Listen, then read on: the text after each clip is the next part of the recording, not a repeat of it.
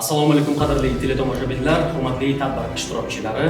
UzReport TV telekanali orqali navbatdagi matbuot anjumanini e'tiboringizga to'g'ridan-to'g'ri havola etmoqdamiz. Bugungi matbuot anjumani O'zbekiston Respublikasi Tog'kon sanoati va geologiya vazirligi tomonidan tashkil etildi. Mavzu gidrogeologiya, muhandislik geologiyasi va geoekologiya yo'nalishlaridagi geologiya qidiruv va ilmiy tadqiqot ishlari natijalari deb nomlanadi.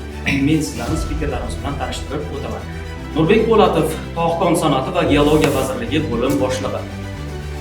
Shahriyor Qoshev, Gidroingeo instituti davlat muassasasi direktori o'rinbosari. Feruz Haydarov, O'zbek gidrogeologiya davlat muassasasi bosh gidrogeolog.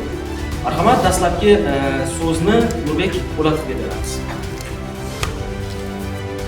Assalomu alaykum, hurmatli bugungi matbuot anjumani ishtirokchilari, hurmatli muxbirlar. Demak, muhtaram prezidentimizning alohida topshiriqlariga asosan, ya'ni davlat organlarida ochiqlik, hisobdorlik va shaffoflikni ta'minlash maqsadida bugungi matbuot anjumani tashkil etildi. Shundan kelib chiqib, Tog'kon sanoat va geologiya vazirligi tizimidagi ikkita korxona faoliyati misolida 2024-2025 yillarda amalga oshirilgan ishlar, qo'lga kiritilgan natijalar hamda 2026-yildagi rejalar to'g'risida qisqagina batafsil ma'lumot berib o'tamiz. Assalomu alaykum, hurmatli matbuot anjumani ishtirokchilari. Gidrogeologiya va injenerlik geologiyasi instituti tomonidan yer osti suvlarini qidirish, resurslarni baholash, ifloslanishdan muhofaza qilish, muhandislik geologik izlanishlar va geoekologik tadqiqotlar bo'yicha quyidagi ilmiy ishlar amalga oshirilmoqda. Aholi suv ta'minotini yaxshilash maqsadida Samarqand viloyati Ishtixon tumani va Qashqadaryo viloyati Dehqonobod tumanida galereya turidagi suv olish inshootlarini qurish uchun istiqbolli maydonlar ilmiy asoslanib berildi.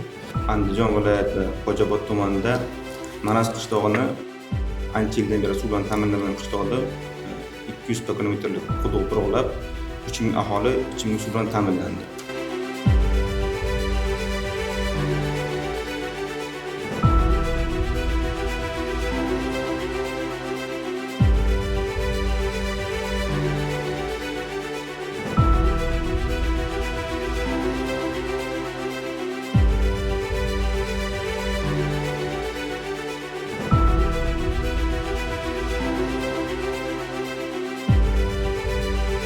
Qadrli teletomoshabinlar, shu bilan bugungi O'zbekiston Respublikasi Tog'kon sanoati va geologiya vazirligi tomonidan tayyorlangan gidrogeologiya, muhandislik geologiyasi va geoekologiya yo'nalishlaridagi geologiya qidiruv va ilmiy tadqiqot ishlari natijalari mavzusidagi matbuot anjumanining uchun ajratilgan, jonli efir uchun ajratilgan vaqti o'z nihoyasiga yetdi.